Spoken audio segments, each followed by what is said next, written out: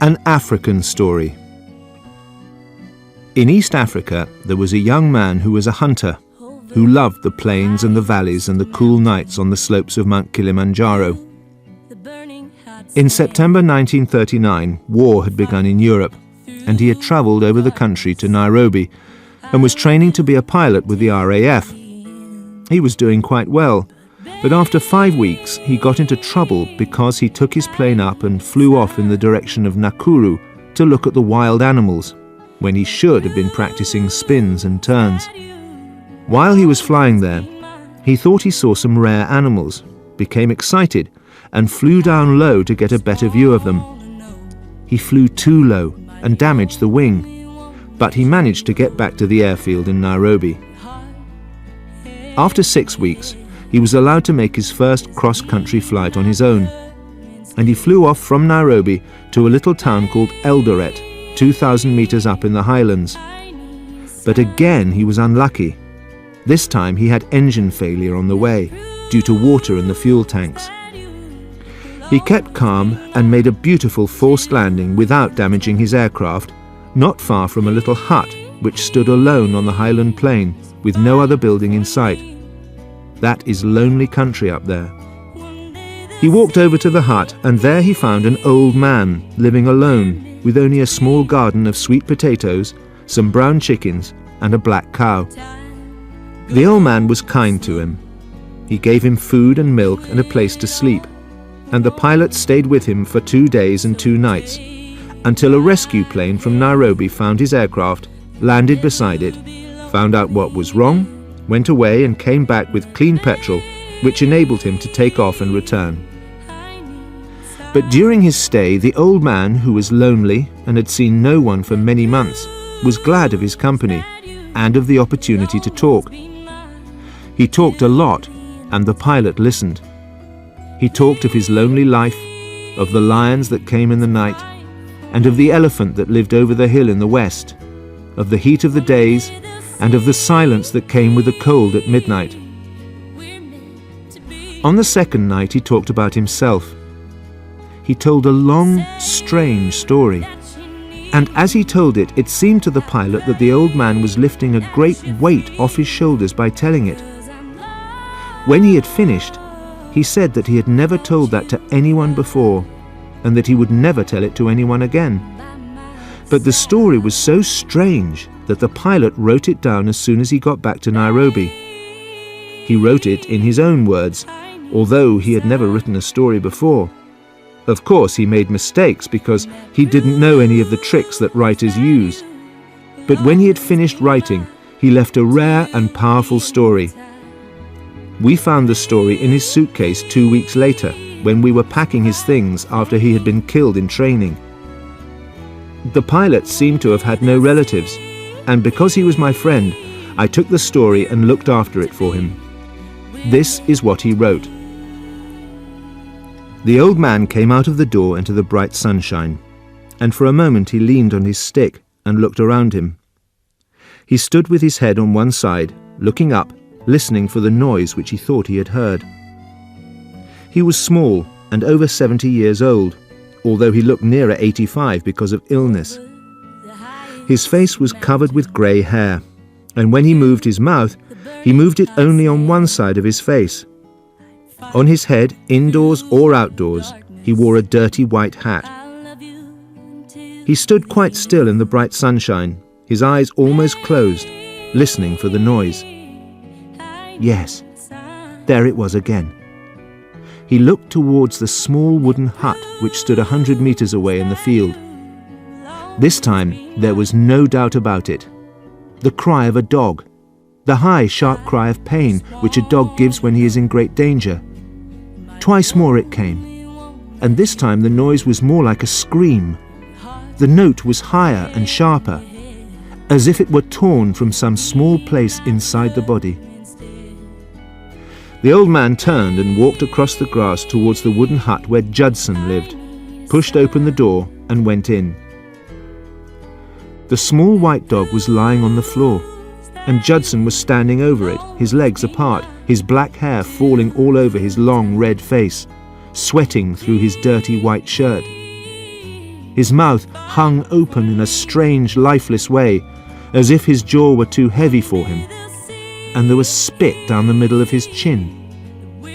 He stood there, looking at the small white dog which was lying on the floor, and with one hand he was slowly twisting his left ear. In the other hand, he held a heavy wooden stick.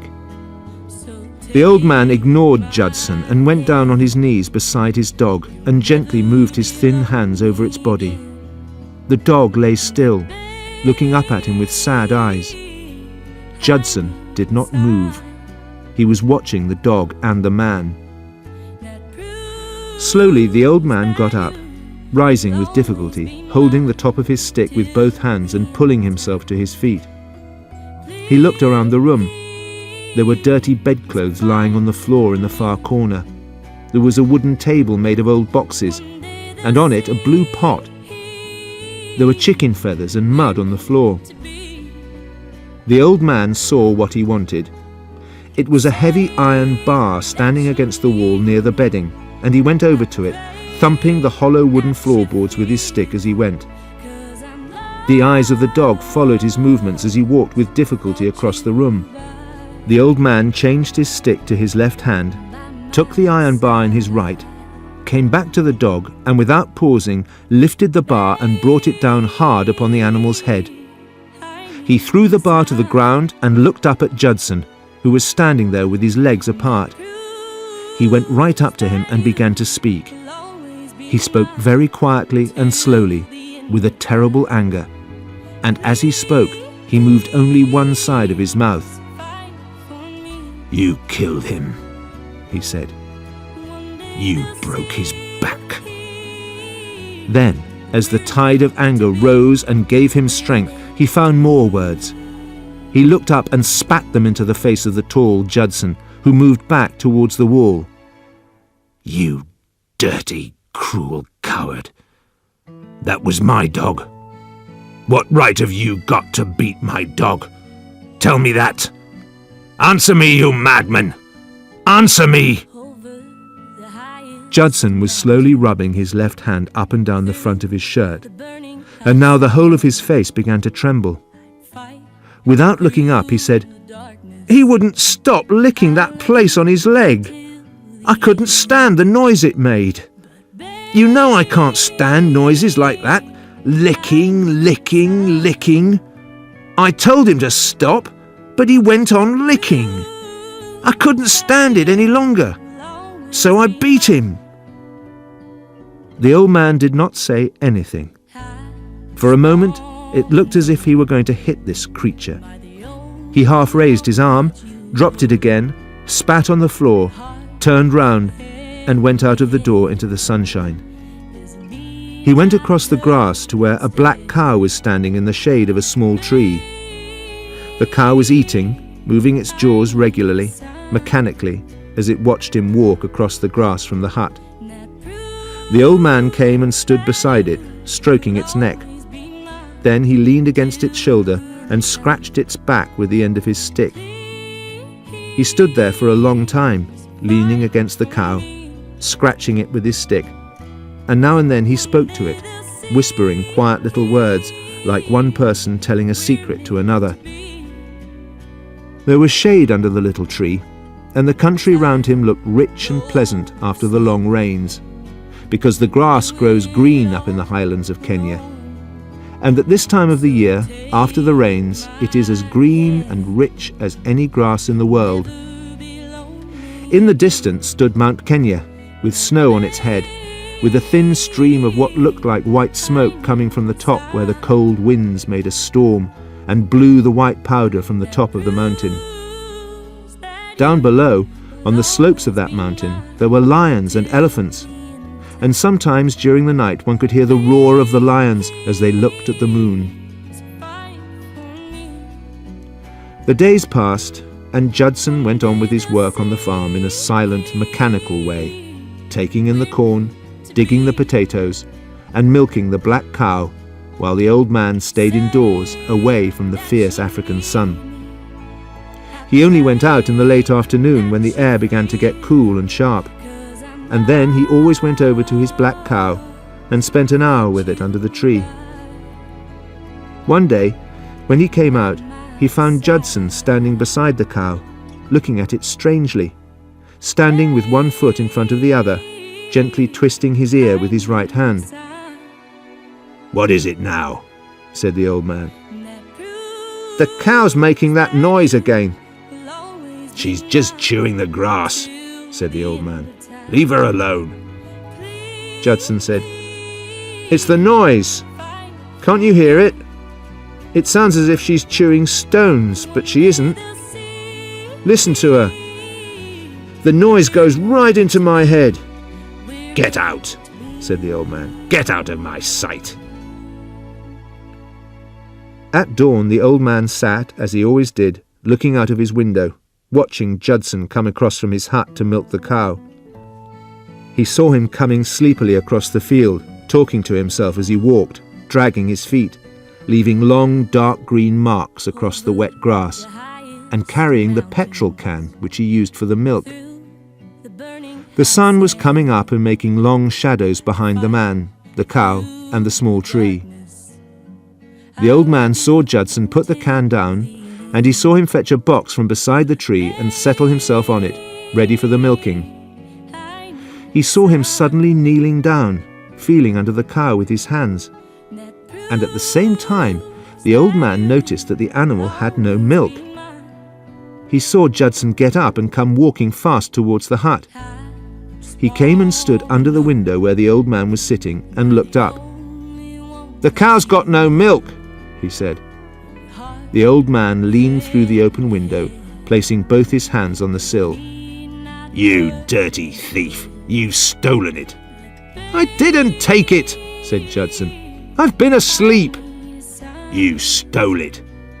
The old man was leaning further out of the window, speaking quietly with one side of his mouth.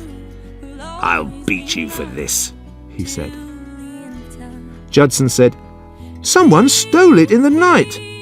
Perhaps it was a native. Or maybe the cow's sick." It seemed to the old man that he was telling the truth. "We'll see," he said, "if there's any milk this evening. Now, get out of my sight." By evening the cow was full, and the old man watched Judson take good thick milk from her. The next morning she was empty. In the evening she was full. On the third morning she was empty again. On the third night the old man went to watch. As soon as it began to get dark, he positioned himself at the open window with an old gun lying on his lap, waiting for the thief who came and milked his cow in the night. At first it was dark, and he could not even see the cow. But soon a 3/4 moon came over the hills, and it became light, almost as if it were daytime. But it was bitterly cold, because the highlands are 2,000 meters up, and the old man pulled his brown blanket closer around his shoulders. He could see the cow well now, just as well as in daylight, and the little tree threw a shadow across the grass, since the moon was behind it. All through the night the old man sat there watching the cow, and except when he got up and went back into the room to fetch another blanket, his eyes never left her. The cow stood calmly under the small tree, chewing and staring at the moon. An hour before dawn she was full. The old man could see it. He had been watching it the whole time. And although he had not seen the movement of the swelling, all the time he had been conscious of the filling as the milk came down. The moon was now low, but the light had not gone. He could see the cow and the little tree and the greenness of the grass around the cow. Suddenly, he moved his head quickly. He heard something. Surely that was a noise he heard. Yes, there it was again, right under the window where he was sitting. Quickly, he pulled himself up and looked over the sill to the ground. Then he saw it. A large black snake, a mamba, nearly 3 meters long and as thick as a man's arm, was sliding towards the cow. Its small head was raised slightly off the ground, and the movement of its body against the wetness made a sound like gas escaping from a jet. He raised his gun to shoot. Almost at once he lowered it again. He didn't know why. And he sat there not moving, watching the mamba as it approached the cow, listening to the noise it made as it went, watching it come up close to the cow and waiting for it to strike. But it did not strike. It lifted its head and for a moment let it move gently from side to side. Then it raised the front part of its black body into the air under the cow and began to drink from her. The cow did not move. There was no noise anywhere, and the body of the mamba curved gracefully up from the ground and hung under the cow. The black snake and the black cow were clearly visible out there in the moonlight. For half an hour the old man watched the mamba taking the milk of the cow. He saw the gentle movement of the snake's body as it sucked at the liquid until at last there was no milk left. Then the mamba lowered itself to the ground and slid back through the grass in the direction from which it had come. Again it made a soft noise as it went, and again it passed underneath the window where the old man was sitting, leaving a thin dark mark in the wet grass where it had gone. Then it disappeared behind the hut. Slowly the moon went down behind the mountain in the distance. Almost at the same time the sun rose in the east, and Judson came out of his hut with the petrol can in his hand, walking sleepily towards the cow, dragging his feet in the wet grass as he went. The old man watched him coming and waited. Judson bent down and felt the underneath of the cow, and as he did so, the old man shouted at him. Judson jumped at the sound of the old man's voice. "It's gone again," said the old man. Judson said, "Yes, the cow's empty." "I think," said the old man slowly, "that it was a native boy. I was sleeping a bit and only woke up as he was leaving. I couldn't shoot because the cow was in the way. I'll wait for him tonight. I'll get him tonight," he added. Judson did not answer. He picked up his can and walked back to his hut. That night, the old man sat up again by the window, watching the cow. For him, there was this time a certain pleasure in waiting for what he was going to see. He knew that he would see the mamba again, but he wanted to be quite sure. And so, when the great black snake slid across the grass towards the cow an hour before sunrise, the old man leaned over the windowsill and watched the movements of the mamba as it approached the cow. He saw it wait for a moment under the animal's stomach, letting its head move slowly backwards and forwards half a dozen times, before it finally raised its body from the ground and started to drink the milk. He saw it drink for half an hour, until there was none left, and he saw it lower its body and slide smoothly back behind the hut from where it had come. And while he watched these things, the old man began laughing quietly, with one side of his mouth. Then the sun rose up behind the hills, and Judson came out of his hut with the petrol can in his hand. But this time he went straight to the window of the hut where the old man was sitting, wrapped up in his blankets. "What happened?" said Judson. The old man looked down at him from the window. "Nothing," he said. "Nothing happened. I fell asleep again, and the native came and took the milk. Listen, Judson," he added, "we have to catch this boy. Otherwise you won't have enough milk. We've got to catch him. I can't shoot because he's too clever. The cow's always in the way. You'll have to get him." "Me get him? How?" The old man spoke very slowly. "I think," he said, "I think you must hide beside the cow. That is the only way you can catch him." Judson was scratching his head with his left hand. "Today you will dig a shallow hole beside the cow. If you lie in it, and if I cover you over with cut grass, the thief won't notice until he's beside you." "He may have a knife," Judson said. "No, he won't have a knife. You take your stick, that's all you'll need."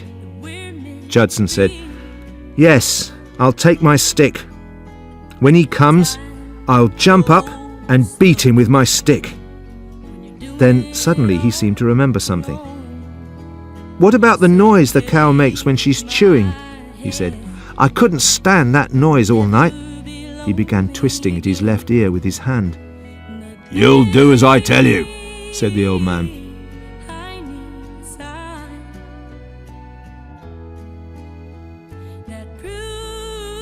That day, Judson dug his hole beside the cow. The cow was tied to the tree so that she could not wander around the field. Then, as evening came and he was preparing to lie down in the hole for the night, the old man came to the door of the house and said, "Don't do anything until early morning. He won't come until the cow's full. Come in here and wait. It's warmer than your dirty little hut." Judson had never been invited into the old man's house before. He followed him in, happy that he would not have to lie all night in the hole. There was a candle burning in the room. It was stuck in the neck of a beer bottle, and the bottle was on the table. "Make some tea," said the old man. Judson did as he was told. The two of them sat down on a couple of wooden boxes and began to drink. The old man drank his tea hot and made loud sucking noises as he drank.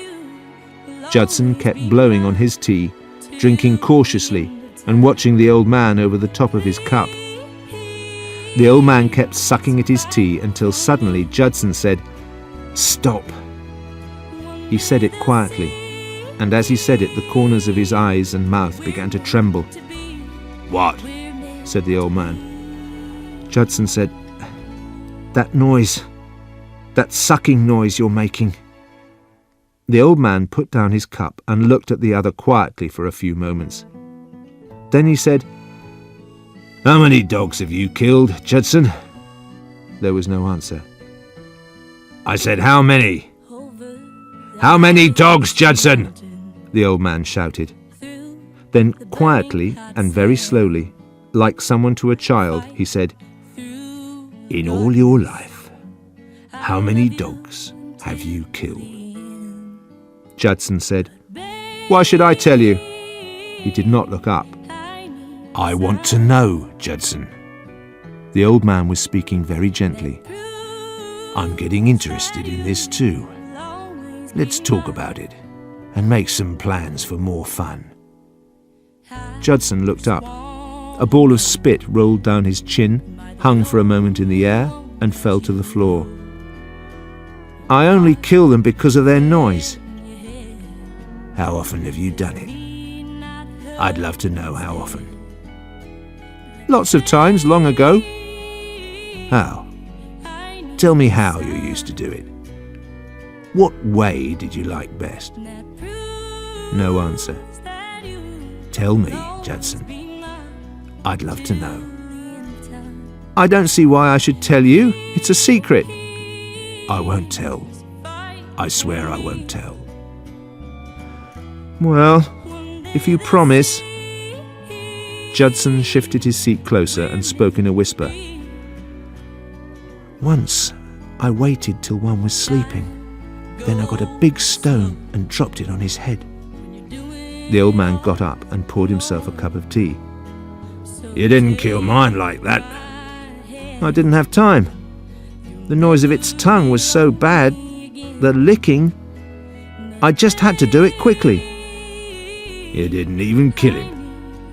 "I stopped the licking." The old man went over to the door and looked out. It was dark. The moon had not yet risen, but the night was clear and cold with many stars. In the east there was a little paleness in the sky, and as he watched, the paleness grew and it changed into brightness. Slowly the moon rose over the hills.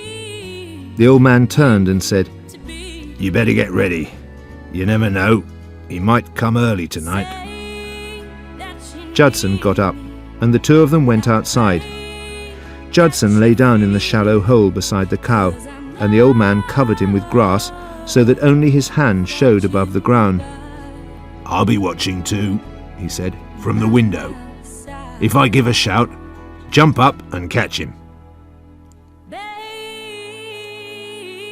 He went back to the hut, went upstairs, wrapped himself in blankets, and took up his position by the window. It was early still. The moon was nearly full, and it was rising. It shone on the snow on top of Mount Kenya. After an hour, the old man shouted out of the window. "Are you still awake, Judson?" "Yes," he answered. "I'm awake." "Don't go to sleep," said the old man. "Whatever you do, don't go to sleep." "The cow's making that noise all the time," said Judson. "Good, and I'll shoot you if you get up now," said the old man. "You'll shoot me?" "I said I'll shoot you if you get up now." A gentle noise came from where Judson lay, a strange sound as if a child were trying not to cry, and in the middle of it, Judson's voice. "I've got to move! Please let me move! This chewing!" "If you get up," said the old man, "I'll shoot you in the stomach." For another hour or so the crying continued. Then, quite suddenly, it stopped.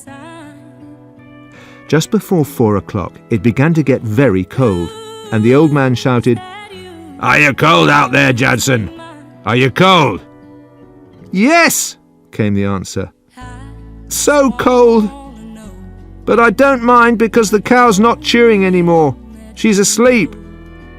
The old man said, "What are you going to do with the thief when you catch him?" "I don't know." "Will you kill him?" A pause. "I don't know. I'll just grab him."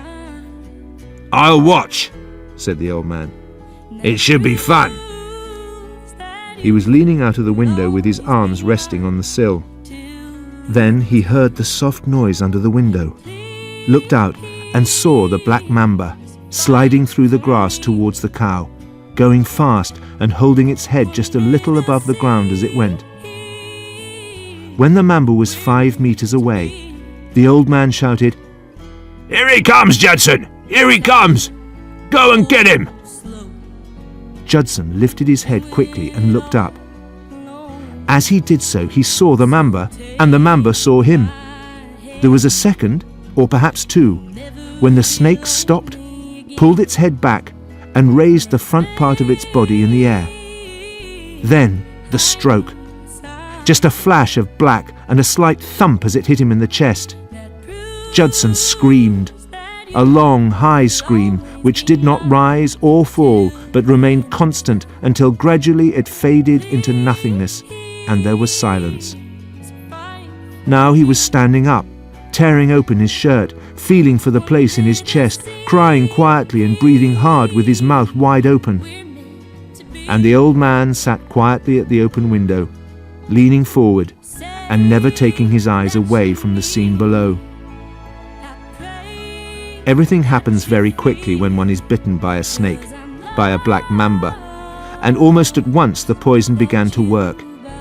He fell to the ground where he lay on his back, rolling around on the grass. He no longer made any noise. It was all very quiet, as if a man of great strength were fighting with someone whom one could not see. And it was as if this invisible person were twisting him and not letting him get up, stretching his arms through the fork of his legs and pushing his knees up under his chin. Then he began pulling up the grass with his hands, and soon after that he lay on his back, kicking gently with his legs. But he didn't last very long. He gave a quick shake, twisted his back, then lay on the ground quite still, lying on his stomach with his right knee underneath his chest and his hands stretched out above his head. Still the old man sat by the window, and even after it was all over, he stayed where he was and did not move. There was a movement in the shadow under the little tree, and the mamba came forward slowly towards the cow. It came forward a little, stopped, raised its head, waited, and slid forward again right under the stomach of the cow. It raised itself into the air and began to drink. The old man sat watching the mamba taking the milk of the cow, and once again he saw the gentle movement of its body as it sucked out the liquid. While the snake was still drinking, the old man got up and moved away from the window. "You can have his share," he said quietly. We don't mind you having his share." And as he spoke, he glanced back and saw again the black body of the mamba curving upwards from the ground, joining the underneath of the cow. "Yes," he said again. "we don't mind you having his share."